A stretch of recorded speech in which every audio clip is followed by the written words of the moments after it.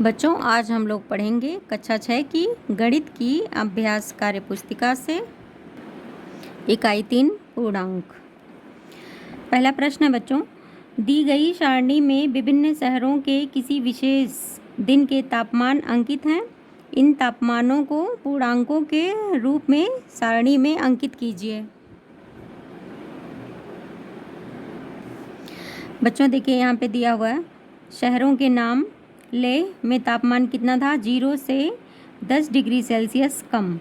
तो 0 से 10 degree Celsius कम है बच्चों, तो ये हो जाएगा -10 डिग्री सेल्सियस। ये दिया हुआ है पहले से। लखनऊ का तापमान 0 से 10 डिग्री सेल्सियस अधिक, 0 से अधिक है बच्चों, तो ये हो जाएगा +10 डिग्री सेल्सियस।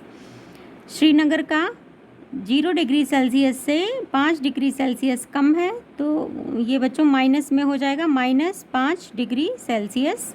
शिमला में 0 डिग्री सेल्सियस है, तो ये 0 ही रहेगा बच्चों। सूरत में 0 डिग्री सेल्सियस से 28 डिग्री सेल्सियस अधिक है, तो 0 से ये अधिक है बच्चों, तो ये प्लस में हो जाएगा, +28 डिग्री सेल्सियस। नेक्स्ट क्वेश्चन, सारणी में दिए गए शहरों के तापमानों को संख्या रेखा बनाकर प्रदर्शित कीजिए। तो बच्चों यहाँ पे एक संख्या रेखा बना लीजिए। यहाँ पे लिखेंगे 0 और यहाँ पे देखिए लाइन बना देंगे, बराबर दूरी पे ये लाइन बनाएंगे।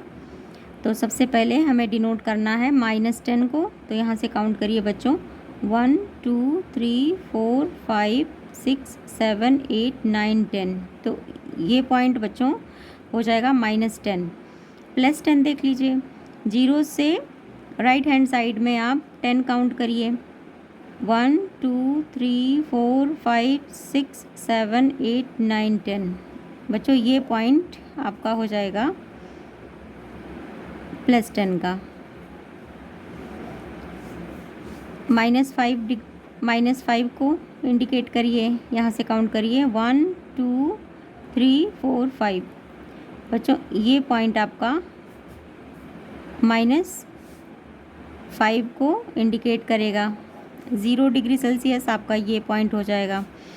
+28 को इंडिकेट करना है, तो बच्चों यहाँ से आप 28 काउंट करिए, 1 2 3 4 5 6 7 8 9 10 11 12 13 14 15 16 17 18 19 20 21 22 23 24 25 26 27 28। बच्चों आपका ये पॉइंट हो जाएगा +28 का। नेक्स्ट क्वेश्चन है बी, शहरों के नाम उनके बढ़ते हुए तापमानों के क्रम में लिखिए। संख्या है बच्चों -10 है, उसके बाद कौन सी संख्या आएगी? -5, फिर 0 आएगा, फिर बच्चों +10 आ जाएगा, फिर कौन सा? +28 आ जाएगा। तो ये हमारा बढ़ता हुआ क्रम हो जाएगा। नेक्स्ट क्वेश्चन है, निम्नलिखित सारणी अप्रैल माह में कुछ वस्तुओं की कीमत में अंतर को दर्शाता है। इस अंतर को पूर्णांकों के रूप में निरूपित कीजिए। वस्तुओं के नाम: मार्च प्रति किलोग्राम, अप्रैल में प्रति किलोग्राम, कीमतों में अंतर। यहाँ पे दिया हुआ है बच्चों कि दाल की कीमत मार्च में कितनी थी और अप्रैल में कितनी थी। तो ये आपको बताना है कि किसी भी वस्तु की कीमत बढ़ी है या घटी है। तो आप देखिए, दाल की कीमत मार्च माह में 120 रुपये प्रति किलो थी और अप्रैल में हो गई 126 रुपये प्रति किलोग्राम। तो बच्चों बढ़ी है, ये रेट बढ़ा है। तो आप ये कितना बढ़ा है? 120 से 126 हो गया है, तो 126 में से 120 आप घटा दीजिए, 6 रुपये बढ़ा है बच्चों। तो ये बढ़ा है, इसलिए ये प्लस हो जाएगा, +6 रुपये। चावल की कीमत 44 रुपये थी और अप्रैल माह में 40 हो गई, तो कम हुआ है। 44 में से आप 40 को घटा दीजिए, कितना घटा है बच्चों? माइनस जाएगा। नमक की कीमत 25 रुपये मार्च माह में था और अप्रैल में 28 रुपये, तो ये बढ़ा है बच्चों। कितना बढ़ा है? 3 रुपये, तो ये +3 रुपया हो जाएगा। घी की कीमत मार्च में 400 रुपये थी और अप्रैल में 410 रुपये हो गई, तो ये भी कीमत बढ़ी है, इसलिए प्लस 10 रुपया हो जाएगा। चीनी की कीमत मार्च में 40 रुपये और अप्रैल में 44 रुपये हो गई, तो 4 रुपये बढ़ा है, इसलिए यहाँ पे हो जाएगा प्लस 4 रुपया। नेक्स्ट क्वेश्चन है बच्चों, यदि हम किसी स्थान की समुद्र तल से ऊपर की ऊंचाई को एक धनात्मक पूर्णांक से तथा समुद्र तल के नीचे की गहराई को एक ऋणात्मक पूर्णांक से व्यक्त करें, तो दिए गए चित्र में पनडुब्बी व हवाई जहाज की समुद्र तल से दूरी को पूर्णांकों में व्यक्त करिए। ये देखिए समुद्र तल दिया हुआ है बच्चों, ये समुद्र तल है। यहाँ से हवाई जहाज की ऊंचाई, ये समुद्र तल से ऊपर की ऊंचाई को हम लोग प्लस में लेंगे, तो ये 7500 है बच्चों। ये देखिए, तो ये संख्या हमारी किस में हो जाएगी, प्लस में, तो ये हो जाएगा प्लस 7500 मीटर हवाई जहाज की दूरी है समुद्र तल से। अगला हमको बताना है कि पनडुब्बी, ये देखिए पनडुब्बी है, ये समुद्र तल से कितना नीचे है, नीचे गहराई को हम लोग माइनस में लेंगे, तो ये हो जाएगा माइनस 1500 मीटर। नेक्स्ट क्वेश्चन है बच्चों, फोर्थ, दिए गए वर्गाकार सारणी के खाली खानों को पूर्णांकों का प्रयोग करते हुए इस प्रकार भरिए कि उनका योगफल पंक्तिवार, स्तंभवार व विकर्णवार 3 हो। तो इसको करिए बच्चों, देखिए आप इसको करिए, यहाँ पे आपको फिल करना है। देखिए मैंने इसमें फिल कर दिया है, आप चेक कर लीजिए। 4 में 2 जोड़ेंगे कितना आएगा, 6, 6 में से 3 को घटाएंगे 3 आएगा। इसको चेक कर लीजिए, 3 में 1 जोड़ेंगे 4 हो जाएगा, 4 में से 1 को घटाएंगे 3 हो जाएगा। और यहाँ पर देखिए बच्चों 5 में 0 आप जोड़ेंगे तो कितना होगा, 5 ही होगा, 5 में से 2 को घटा दीजिए 3 आ जाएगा। फिर आप इधर से देख लीजिए, 3 2 5 हो गया, 5 में से 2 घटा देंगे कितना, 3 आएगा। और यहाँ पे बच्चों 5 और 1 6, 6 में से 3 गया 3। और यहाँ पे देखिए 4 है, 4 में 0 जोड़ेंगे 4 आएगा, 4 में से 1 घटा दीजिए 3 आएगा। विकर्णवार आप देख लीजिए, 2 1 और 0 है, 2 में 1 जोड़ेंगे कितना होगा, 3, 3 में 0 जोड़ेंगे कितना आएगा, 3 ही आएगा। आप इधर से देख लीजिए, 4 और 1 कितना हुआ, 5, 5 में से 2 को घटाएंगे तो कितना आएगा, 3। तो ये इस तरह सॉल्व किया जाएगा। नेक्स्ट क्वेश्चन है बच्चों, नसीम 500 रुपये लेकर एक दुकान पर जाता है। दुकान पर वस्तुओं की कीमत चित्रानुसार दर्शाई गई है। वह किन किन वस्तुओं को खरीद सकता है कि उसके पास 1 भी रुपया शेष ना बचे। मोजा 45 रुपये, मोजा खरीद चुका है बच्चों 45 रुपये का, और उसको बता कौन कौन सी चीज़ें ले सकता है। तो देख लीजिए बच्चों, ये आपको टोटल ऐड करने पे 500 रुपये ही आने चाहिए, तो आपको इसी तरह एडजस्ट करना पड़ेगा। तो देखिए उसने शर्ट लिया होगा कितने का है, 310 रुपये का, बैग लिया है 110 रुपये का, चेन लिया है 35 रुपये का। आप सबको जोड़ डालिए 500 रुपये आ जाएगा। क्वेश्चन, निम्नलिखित शब्द समूह में धनात्मक पूर्णांक और ऋणात्मक पूर्णांक को प्रदर्शित करने वाली संबोधों को दी गई निम्नलिखित तालिका में लिखिए।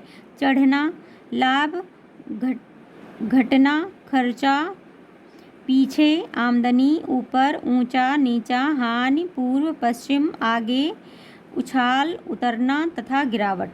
तो धनात्मक पूर्णांकों को प्रदर्शित करने वाले संबोधन कौन कौन से हैं बच्चों, देखिए इनमें से हो जाएगा चढ़ना, लाभ, आमदनी, ऊपर, ऊंचा, पूर्व, आगे और उछाल।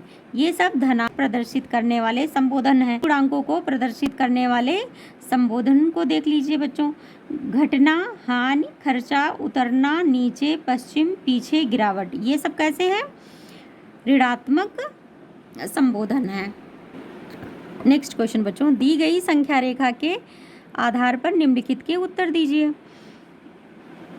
देखिए बच्चों, संख्या रेखा पर अंकित बिंदुओं को उनके घटते हुए क्रम अवरोही क्रम में लिखिए। अवरोही क्रम का मतलब होता है बच्चों, हम लोग सबसे पहले सबसे बड़ी संख्या लिखेंगे, उसके बाद उससे छोटी, फिर उससे छोटी लिखते जाएंगे। हम लोग इस तरफ जाते जाएंगे बाएं तरफ, तो ये संख्या घटती जाएगी, तो इस हिसाब से सबसे बड़ी जी हो जाएगी।